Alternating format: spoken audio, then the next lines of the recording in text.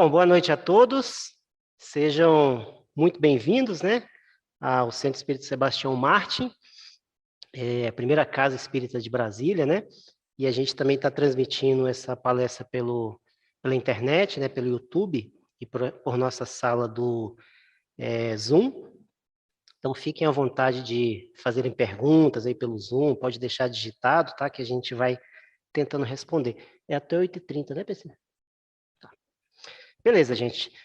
Escolhemos hoje um tema que eu gosto muito, acho muito interessante, que é falar sobre emoções e falar sobre sentimentos. Por que eu acho esse tema muito interessante? Porque é a nossa vida, Ou seja, a nossa vida é pura emoção, a nossa vida é puro sentimento. A gente está o tempo todo envolto em emoções, envolto em sentimentos. Às vezes bons, às vezes ruins. Então, a gente precisa entendê-los, precisa estudá-los. Por quê? Quando a gente estuda isso, a gente está estudando a si mesmo. A gente está se autoconhecendo. E a gente veio aqui para quê, nessa terra? Qual o objetivo da encarnação? Se a gente for lá no Livro dos Espíritos, a gente vai ver que são dois. A gente veio para se aprimorar, ou seja, evoluir, é o primeiro objetivo da encarnação. Então, nós estamos aqui para evoluir. E para evoluir, a gente só evolui se autoconhecendo. Conhecendo os nossos sentimentos, conhecendo nossas emoções e sabendo lidar com eles, Sabendo lidar com a vida. E o segundo objetivo que está lá no Livro dos Espíritos, ele fala que é ser co-criador. E o que é ser co-criador? É colaborar na obra da criação. E como é que a gente vai colaborar na obra da criação? Auxiliando o máximo possível que a gente pode as instituições, a nossa casa, o local que a gente esteja. Isso é ser co-criador. A gente está auxiliando para um mundo melhor. Então, esses dois objetivos, que são muito claros assim para a doutrina espírita, eu acho muito interessantes. Por quê? Porque quando a gente começa a fazer isso, além de estar se melhorando, a gente está melhorando o mundo que a gente está. Não basta só a gente se melhorar, a gente tem que melhorar o ambiente à nossa volta, o ambiente que a gente está. Adianta a gente estar muito bem, o nosso ambiente está muito mal, a gente vai ser afetado por isso. Então, nós temos que, onde a gente estiver, tentar melhorar um pouquinho daquele local que a gente está, seja a nossa casa, seja a nossa escola, seja o nosso trabalho, seja a rua, Seja o ambiente que a gente estiver, a gente tem que ser esse co-criador que o Livro dos Espíritos nos fala. E falando de emoções, nós propomos hoje o tema de estudo Educando as Emoções com Arte. Ou seja, há várias formas da gente educar as emoções, e nós estamos propondo também uma outra forma que seria com a arte. Mas primeiro a gente precisa entender o que é emoção e o que é sentimento. Normalmente a gente coloca essas duas palavras na mesma casinha e considera emoção e sentimento como se fosse a mesma coisa. Mas há diferenças entre eles. Emoção é uma coisa e sentimento é outra coisa. Para a gente entender, a emoção ela é um estímulo. Ou seja, nós somos estimulados e com aquele estímulo nós reagimos com uma emoção. Vem alguma coisa que nos causa medo. Um cachorro solto da coleira. Na hora vem aquela emoção do medo. O cachorro foi nosso estímulo, Vem, por exemplo, pode vir qualquer outra situação que nos estimule, por exemplo, a ter raiva, ou a ter alegria, ou a ter felicidade, ou qualquer situação. Então, a emoção ela pode ser estimulada. E, normalmente, esses estímulos vêm de fora, mas também pode nos afetar dentro, Ela é uma reação instintiva. Então, a emoção ela está muito ligada ao instinto, às nossas reações instintivas. O animal, ele é muito instintivo. Ele reage conforme acontece alguma coisa. Eu estou com os filhotinhos em casa e eu estava adestrando eles e você vê, às vezes, dois filhotinhos da mesma mãe, iguaizinhos, e mesmo assim eles têm diferenças entre eles. Então, uma educação do adestramento é você falar assim, não para o filhotinho para ele não entrar. Então, é um comando sonoro. E tem um comando também manual. Então, você faz assim no pescoço dele e fala, não. O primeiro cachorrinho, quando eu fiz assim, a reação instintiva dele foi o quê? Foi ele ficar com medo e correr. O segundo animalzinho, quando eu falei não, eu fiz assim, ele me mordeu.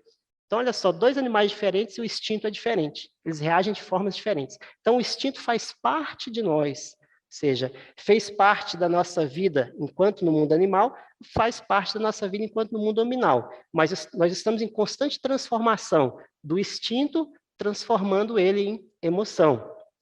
E ele é uma resposta neural para os estímulos externos, tal como o choro ou o riso. Então, a gente responde neuralmente sobre um estímulo que acontece. E aí vem o choro, né? A gente se emociona demais, por exemplo, com uma coisa que a gente está vendo na TV, e aí vem aquele choro. A gente ri demais, por exemplo, se tivéssemos ganhado um bilhete da loteria, né? Estaríamos sorrindo agora doidado, né? Então, ou seja, são estímulos que acontecem e trazem respostas neurais. Então, a emoção, ela é mais instintiva, ela é mais reativa. E ela é uma palavra que vem do latim emovere, ou seja, o latim emovere, o e significa energia, né? E o movere significa movimento. Então, ou seja, a emoção, ela é movimento, ela nos leva a outro estado. A gente se emociona e aquele estado nos leva a outra situação. Exemplo, mesmo exemplo do cachorro. Se vem um cachorro correndo na nossa direção, a coleira, ele foge da coleira e vem na nossa direção, a primeira coisa que a gente vai ter é o quê? O medo, né? O pavor ali. E aquele medo vai fazer o nosso sangue circular e a gente correr. Ou seja, é uma reação que acontece organicamente no nosso organismo ali, e aí a gente faz alguma situação. Então, a emoção, ela faz um movimento no nosso corpo, no nosso organismo. Então, a gente precisa conhecer as emoções, precisa entendê-las, porque se a gente não consegue entendê-las, não consegue, por exemplo, equilibrar essas emoções, elas podem acontecer o quê? Doenças. Pode vir uma doença que a gente chama de doenças psicossomáticas, né? Que são aquelas doenças associadas às transições de emoção. E aí pode vir, por exemplo, uma dor por causa de uma emoção, pode vir um calafrio por causa de uma emoção, pode vir um tremor por causa de uma emoção que a gente teve, pode vir, por exemplo, uma dor de barriga.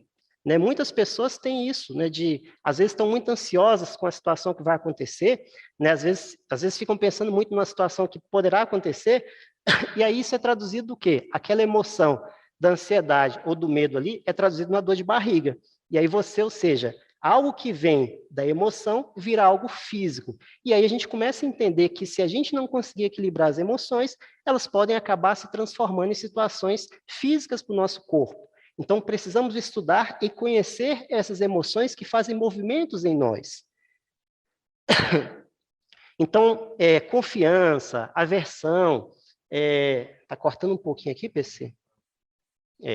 Alegria, tristeza, raiva, medo, surpresa, afeto, aversão, confiança, todas elas são emoções que nós passamos. São algumas das emoções mais comuns que nós todos temos e que estão presentes em nós. Portanto, sentir vai ser sempre um processo natural. Sentir medo, sentir raiva, sentir alegria, sentir afeto, sentir confiança, são coisas que nós vivenciamos e que nós vamos passar. A emoção é algo biológico, programado, que responde a determinados estímulos em nós. Bom, entendemos a emoção. E agora a gente fala de sentimento. Se a gente entender o que é emoção, é algo instintivo, é algo estimulado, é algo orgânico, o que é o sentimento? Esse ato de sentir, né? O ato de sentir, ou sentimento, ele envolve um alto grau de componente cognitivo. O que é o cognitivo? O conhecimento. Então, o sentimento, ele envolve conhecimento, de percepção e avaliação de algo. No sentimento, eu começo a perceber, começo a avaliar mais aquilo que eu sinto. Exemplo, a pureza, a honestidade, a ética, a amorosidade, a empatia, né? Então, sentimento é uma construção.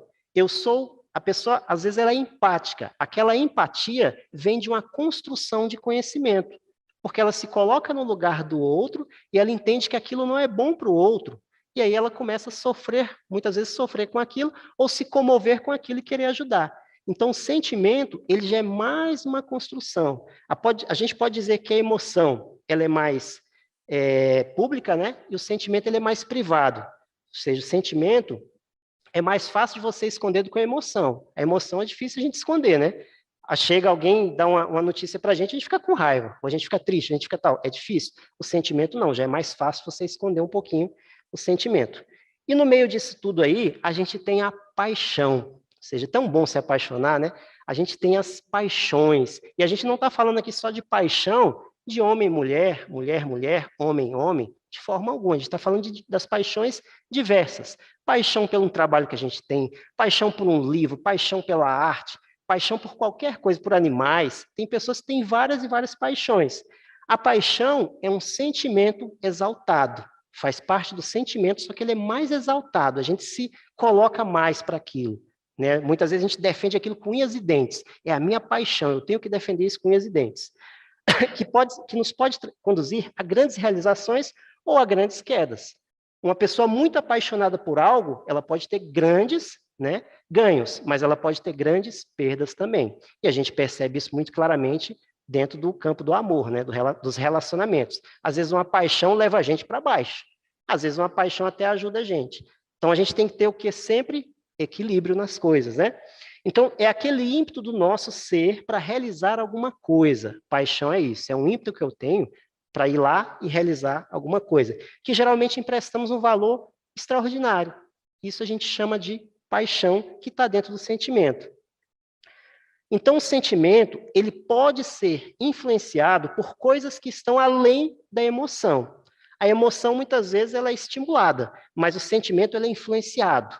Eu posso mudar meu sentimento conforme algumas situações aconteçam.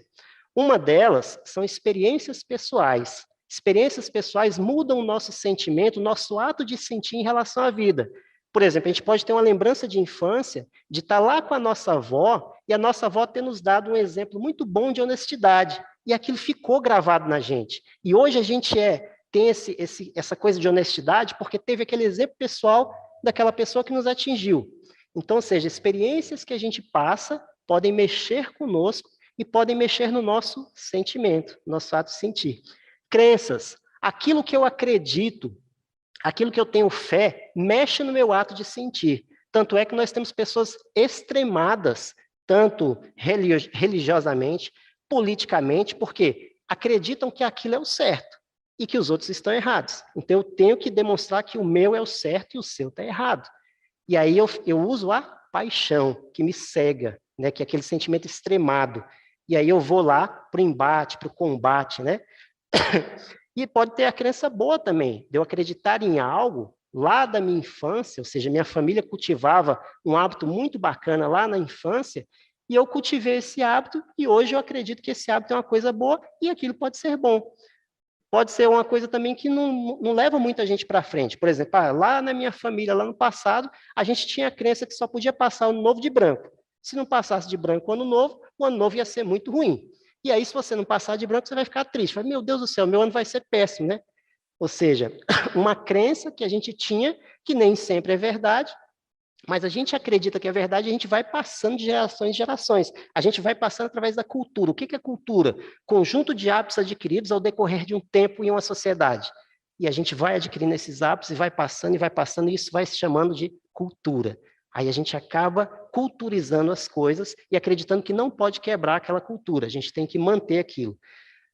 Pode ser através de memórias, ou seja, as memórias mexem com o nosso pensamento, com o nosso sentimento, né? E a gente fala tanto de memórias presentes, ou seja, a gente está o tempo todo relembrando de alguma coisa que aconteceu. Uma pessoa que a gente encontrou, uma situação que aconteceu, e aquilo mexe com o nosso ato de sentir. Muitas vezes a gente lembra daquilo e aquilo faz eu me sentir bem. Ou a gente lembra daquilo e aquilo faz eu me sentir mal. Ou seja, as memórias, elas mexem com a gente. E aí a gente tem também as memórias da alma, ou seja, nós hoje somos o produto de reencarnações e reencarnações que nós já passamos. Eu, Cleiton, aqui hoje, já fui Maria, já fui José, já fui Pedro, já fui Tiago, já fui um monte de gente no passado, e hoje eu sou esse acúmulo de memórias, que essas memórias estão na minha alma, mas que nem sempre eu me lembro, porque há um grande véu do esquecimento, que muitas vezes lembrar de tudo me prejudicaria. Mas há memórias arquivadas na minha alma, que algumas eu lembro, algumas eu vou usando no dia a dia. E essas memórias podem se traduzir em sentimento. Então, muitas vezes eu posso ser hoje muito arrogante ou ser muito bruto, porque trago uma memória do passado do que eu fui. E aí eu tenho que quebrar essa memória, tenho que quebrar isso para ser uma pessoa melhor. Para quem já leu Ivone do Amaral Pereira, que é uma grande médium, né? E ela tem vários livros muito interessantes, é uma boa leitura, Ivone do Amaral Pereira. Ela tem várias e várias histórias sobre mediunidade, sobre reencarnações, e uma que eu acho bem interessante é que, certa vez, o espírito de Tolstói, aquele escritor de Ana Karenina e vários tantos outros sucessos literários, chegou para ela, se apresentou a ela e falou: eu sou Leão Tolstói e quero começar a psicografar com você. Ela não conhecia, né, ele, ela até se envergonhou porque falou: já ouvi falar do seu, mas nunca li um livro. Aí ele falou: não, mas você vai começar a psicografar sobre a Rússia, lá do passado, do interior da Rússia. Ela falou: poxa, mas eu nunca fui na Rússia, como é que eu vou psicografar sobre a Rússia, né? Eu não conheço nada da história da Rússia. Aí ele falou: você que se engana, você já vivenciou uma reencarnação lá na Rússia e esses arquivos estão na sua alma. E nós vamos resgatar esses arquivos de quando você morou lá e isso vai ajudar você a escrever o livro. Então, olha só que coisa interessante, né? O resgate dos arquivos da alma para uma psicografia ali. Então, ou seja, a memória, ela mexe muito com a gente. E o pensamento também.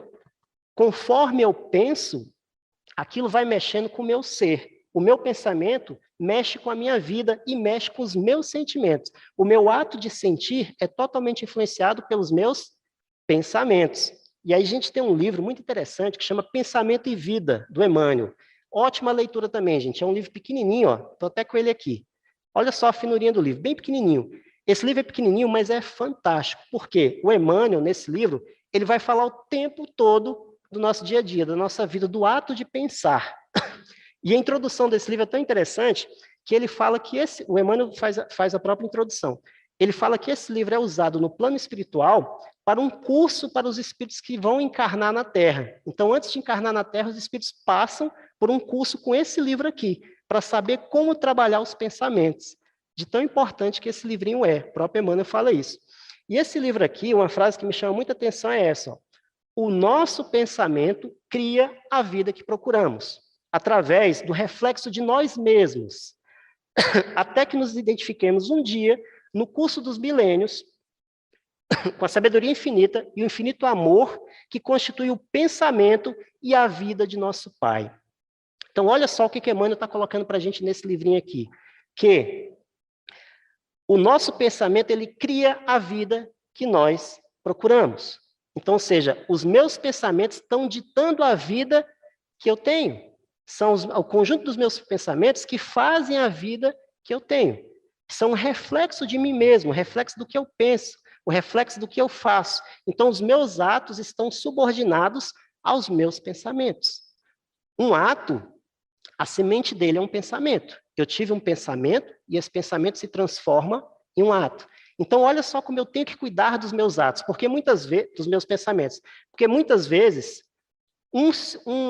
vamos dizer, 10 segundos de uma ação errada leva muitas vezes a séculos de arrependimento. Então, muitas vezes, um ato que eu faço agora com alguém em 10 segundos pode me levar a muito e muito tempo de arrependimento. Então, eu tenho que pensar muito antes de fazer alguma coisa, antes de realizar alguma coisa. E avançando um pouquinho mais aqui, o pensamento, ele é modelador das ações do espírito. Ou seja, as nossas ações são modeladas pelo pensamento. A gente está o tempo todo pensando. Enquanto eu estou aqui, muitos de vocês podem estar pensando no que eu estou falando, mas podem também estar pensando em outra coisa que está em casa. Pensando, será que eu deixei a roupa para lavar? Será que não? Será que eu liguei a máquina? Será que eu desliguei a panela? Os nossos pensamentos, eles viajam o tempo inteiro. O tempo todo a gente está pensando em diversas e diversas situações. E a gente está modelando ações que a gente vai tomar com aqueles pensamentos. O que é pensamento? Pensamento é o conjunto de ideias, conceitos, crenças, emoções e sentimentos. Olha só, emoções e sentimentos fazem parte do pensamento, que dão cor à vida, aos nossos pensamentos, que repele e atrai tudo que está em sintonia. Então, ou seja, pensamento é tudo isso aí. Eu tenho que colocar tudo isso no mesmo pacote e trabalhar tudo isso dentro do pensamento, porque aí eu vou atingir o sentimento.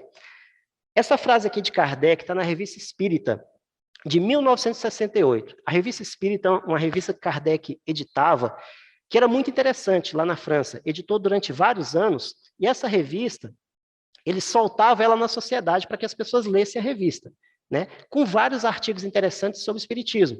E aí as pessoas liam, mandavam cartas para ele, ele respondia aquelas cartas. Então, era uma forma de testar os conhecimentos ali na sociedade. Fala, poxa, eu estou escrevendo sobre reencarnação, vou colocar isso na revista, e aí as pessoas vão ler. E as pessoas começavam a ler. muito interessante para estudar também a Revista Espírita. E aí ele diz o seguinte, ó, o pensamento é o atributo característico do ser espiritual, é o elo que distingue o espírito da matéria. Sem o pensamento, o espírito não seria o espírito. Então, o pensamento é um atributo característico da alma, né? Não do cérebro, mas da alma. Então, nós temos que cuidar da alma. Avançando mais. Como mudar alguns padrões de pensamento, né?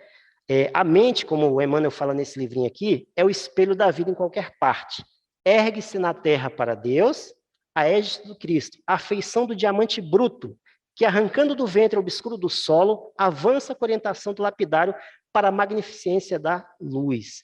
Então, ou seja, nós somos seres aqui em pedra bruta, que precisamos ser lapidados. E essa lapidação são as várias reencarnações. São o nosso processo de, a cada dia, buscar ser melhor, né? Através do quê? De uma ferramenta que se chama vontade. A vontade é um desejo, é uma aspiração, é um gosto, é um interesse, é um propósito, né? Que nos leva ao desejo. E o desejo, ele está ligado ao quê? Ao propósito, às aspirações que nós temos sobre determinada situação. Esse é o desejo. A imaginação está ligada à nossa sensibilidade, né? Ao nosso ideal. A nossa inteligência está ligada à evolução do patrimônio cultural que a gente vai guardando, o ser inteligente. E a memória, ela arquiva as experiências.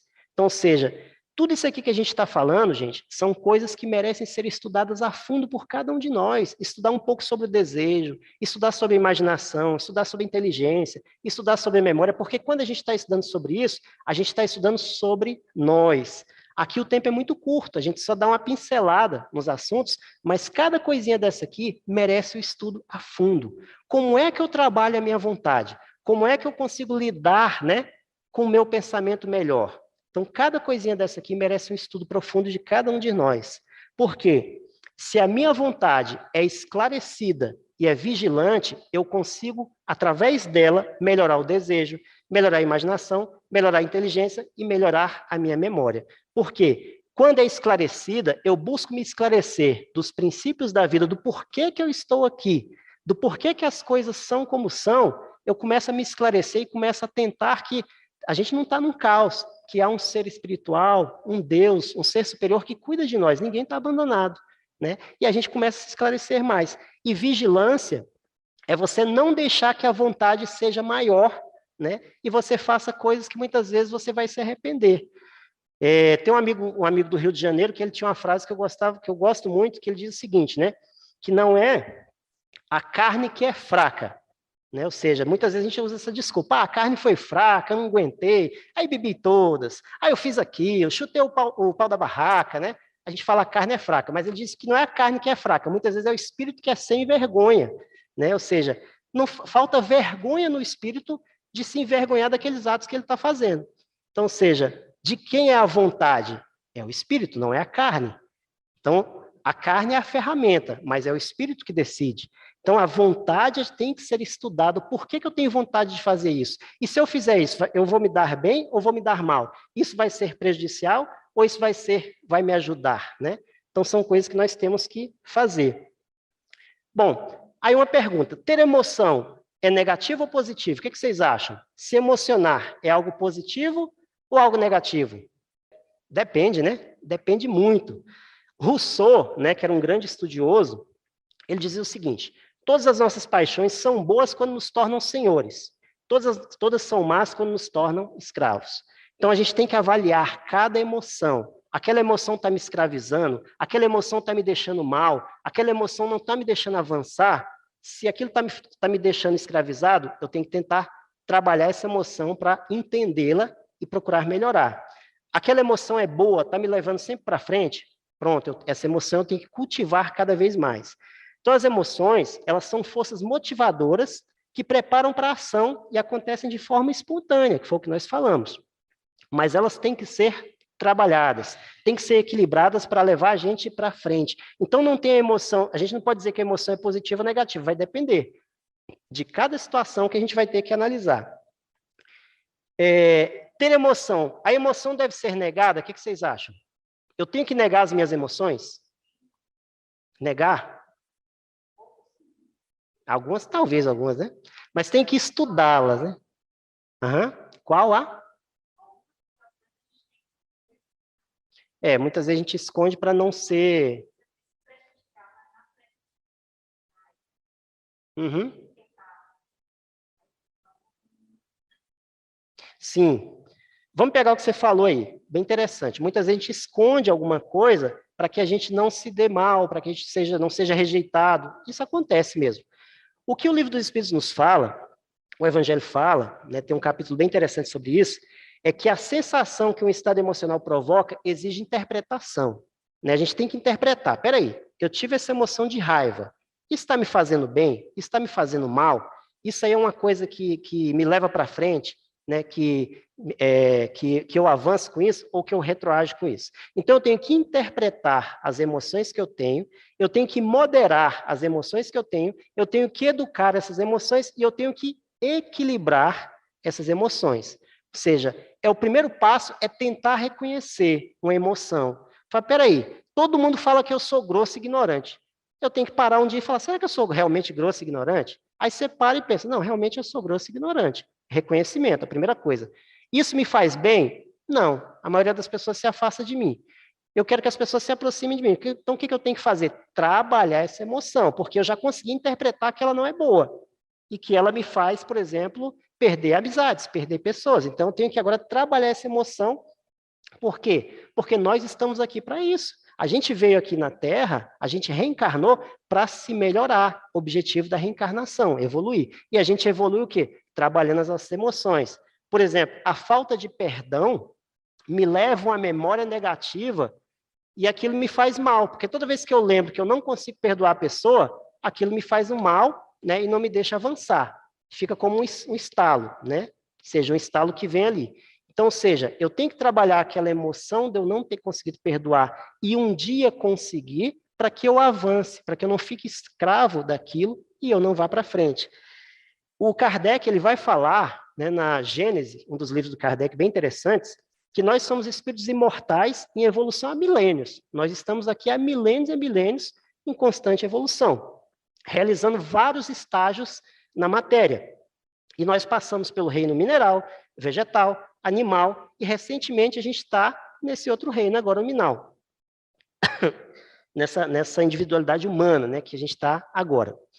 Então, ou seja, nós passamos por instintos, por muitos instintos, ainda carregamos instintos, mas estamos trabalhando o quê? Na conquista das emoções, para um dia chegar na conquista dos sentimentos, os sentimentos belos, que vão nos fazer melhorar e avançar.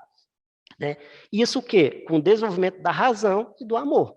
Desenvolvendo a razão e desenvolvendo o amor, eu vou melhorar as minhas emoções, trabalhar elas, e aí eu vou rumo ao amor, vou rumo a essa evolução que a gente tanto precisa. E o que ajuda a educar as emoções? Amor, fé, razão, autoconhecimento, conhecer tanto o físico como o psicológico. Ou seja, quando eu conheço o meu físico, que se eu, por exemplo, deixar de beber água, eu posso ter uma pedra nos rins e parar no hospital, aí eu começo a pensar, eu preciso trabalhar esse corpo também, eu não posso só pensar no espírito, eu tenho que cuidar do meu corpo, tenho que fazer exercício, tenho que fazer uma coisa ou outra, porque senão meu corpo vai perecer. Então, eu tenho que, entendendo as reações do corpo, a gente começa a entender as emoções. As mulheres, todos os meses, elas passam por reações hormonais, que muitas vezes o homem não entende. E quando o homem não entende, acaba em briga, acaba, às vezes, em separação. Ou seja, se eu consigo entender, através do autoconhecimento, entender que o corpo reage com hormônios e aquilo provoca emoções, eu começo a lidar melhor com isso. Então, a gente tem que tentar fazer essa relação, que as coisas estão relacionadas, corpo e espírito, né? E a gente também tem a arte, né, que é uma proposta que a gente traz, que ela pode nos auxiliar como ferramenta para nos ajudar a trabalhar as nossas emoções. A gente tem uma grande tensão entre sentir e expressar. Nem tudo aquilo que eu penso, eu expresso. Né? A gente, às vezes, guarda, né? Que é o que você estava falando. Né? Muitas vezes, eu me expressar, talvez eu seja repreendido. Né? E a gente acaba guardando algumas coisas. Muitas vezes, o guardar, em algumas situações, vai ser bom e outras não vai ser bom. Porque quanto mais você vai guardando, aquilo vai acumulando em você. E aquilo pode explodir numa doença psicossomática, né?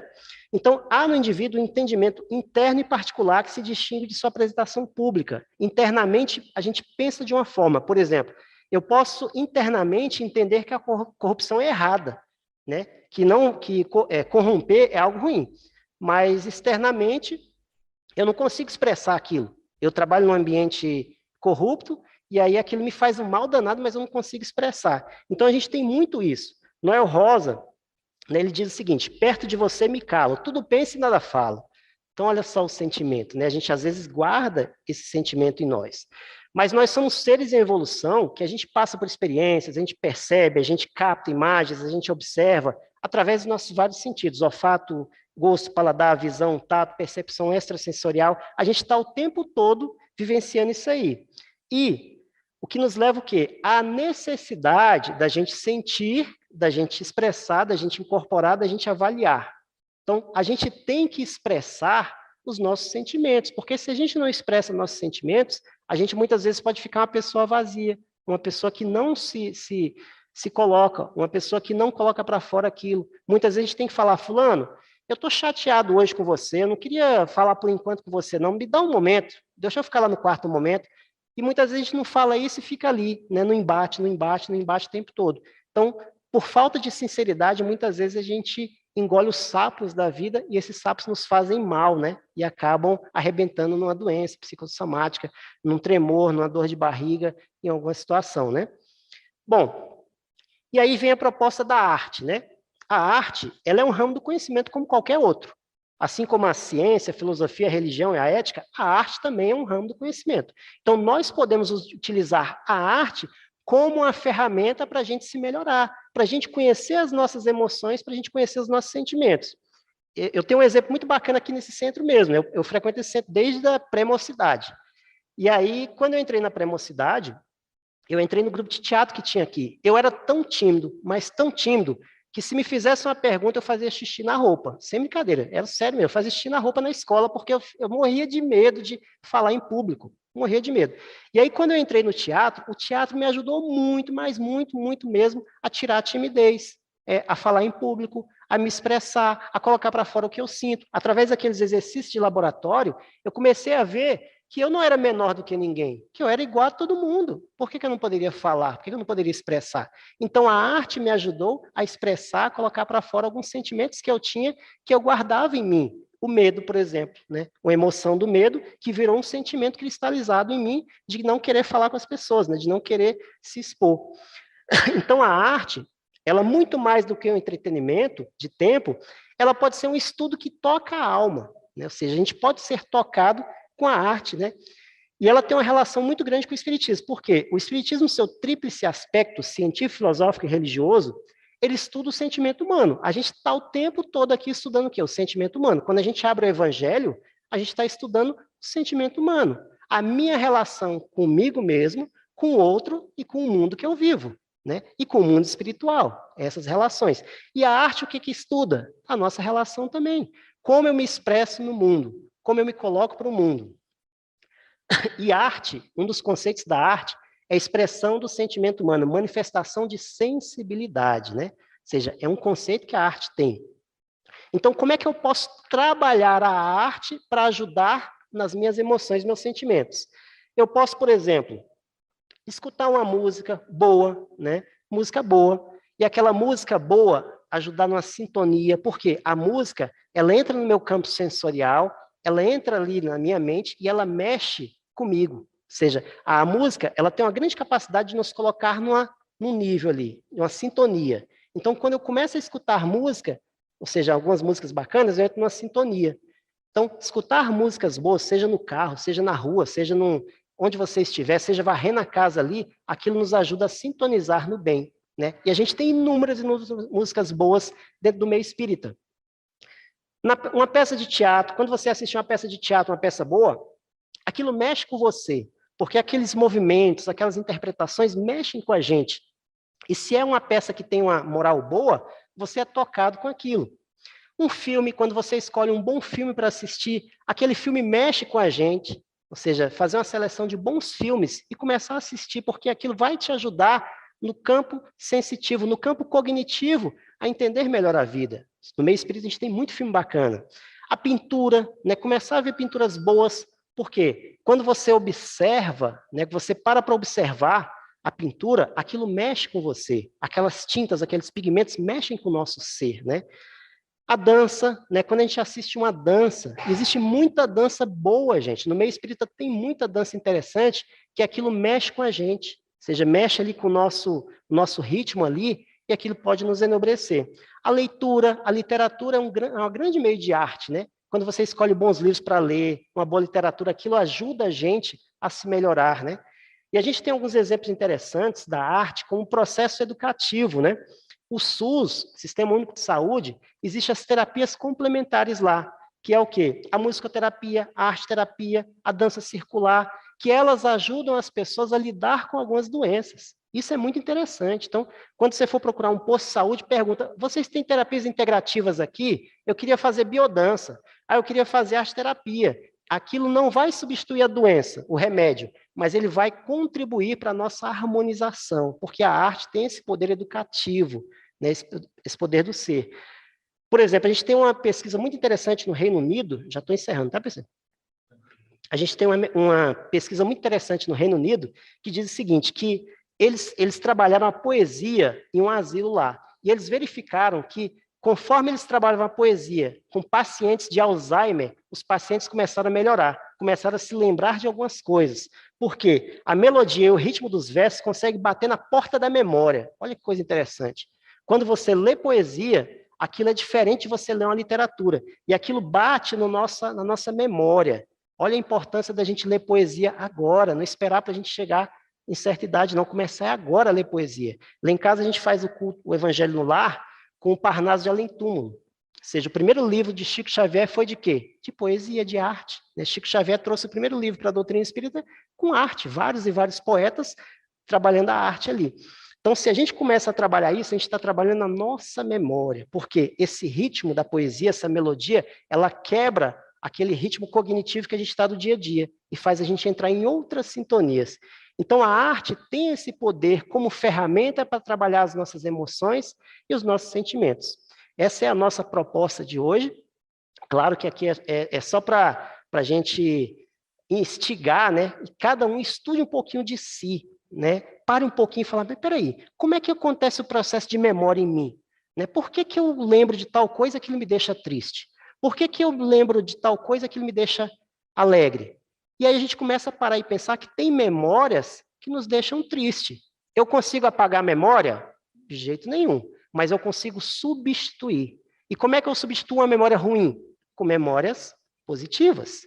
Ou seja, eu começo a ir no asilo, começo a ir numa creche, começo a fazer o bem, começo a distribuir a sopa, começo a fazer leituras boas e edificantes, eu estou substituindo aquelas memórias negativas, colocando em cima memórias positivas. Então, eu vou começar a ter mais memórias positivas sobre aquelas negativas. A minha falta de perdão está me deixando negativo, não está deixando avançar, tenho que substituir com perdão.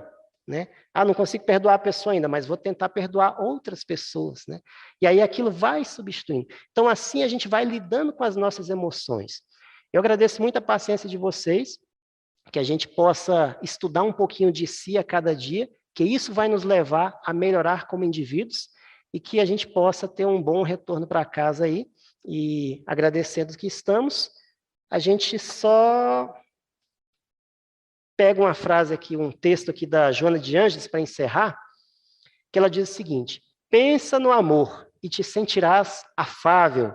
Cultiva a ideia do progresso e terás estímulo para porfiar, logrando êxito nos empreendimentos. Sustenta a ideia do bem e descobrirás quão ditoso és como fruto do anelo vitalizado.